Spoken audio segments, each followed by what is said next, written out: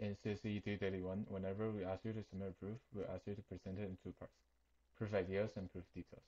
In this video, we'll discuss the difference between the proof ideas and proof details. Why do you need proofs for an algorithm? Proof is one of the easiest ways to verify the correctness of an algorithm on arbitrary input in this course while getting a better understanding to the algorithm. If you want to learn about why do you need proofs, feel free to use the link below or scan the QR code. Within a proof, you can view the proof idea as the blueprint of the entire proof. This means that you should include the proof technique, what you're trying to prove, and crucial idea to support your proof along with a brief description. However, if the only correct thing in your proof idea is the statement you're trying to prove, you get no points.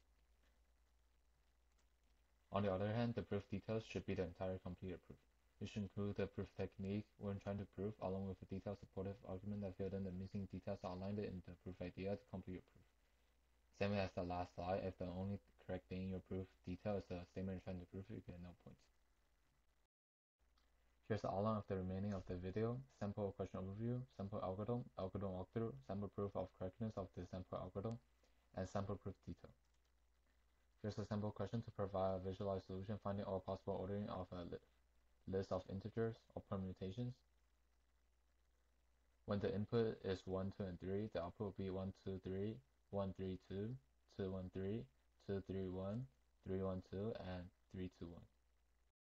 Moving forward to the sample algorithm. Here's a sample Python code algorithm that computes a permutation.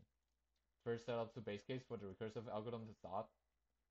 If the length of the input list is equal to 0, return an empty list. If the length of the input list is equal to 1, return a list of the input list. Create an output list. We'll then iterate through the current input list, extract the current element, and create a remaining list by deleting the current element from the input list. Moving forward, we recursively compute the permutation of the remaining list and concatenate the output of the recursion with the current element. When everything is done, return the output list. Use the QR code or the link below for another algorithm that's more non-trivial than the one we have just seen.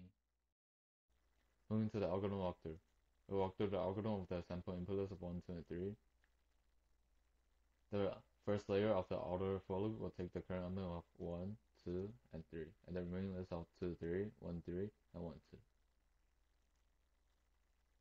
The recursive call will then be passed to the remaining list of 2 and 3. This will generate the current element of 2 and 3 and the remaining list of a list of 3 and 2.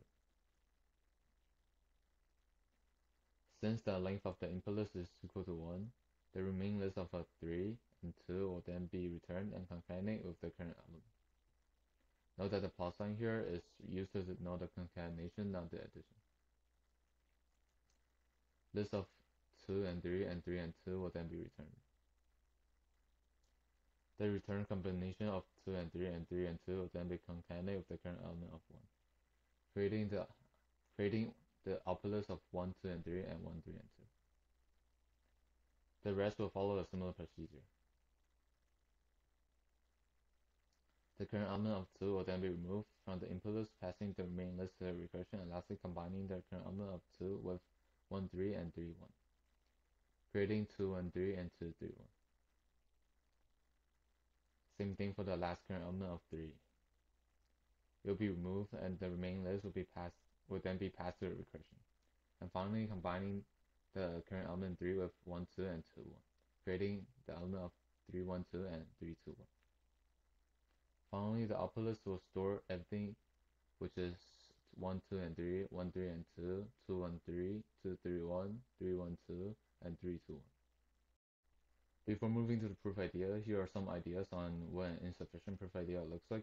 Simply I am going to use proof like induction to prove that this algorithm outputs all possible ordering of the list of the integers, or missing key ideas of the proof.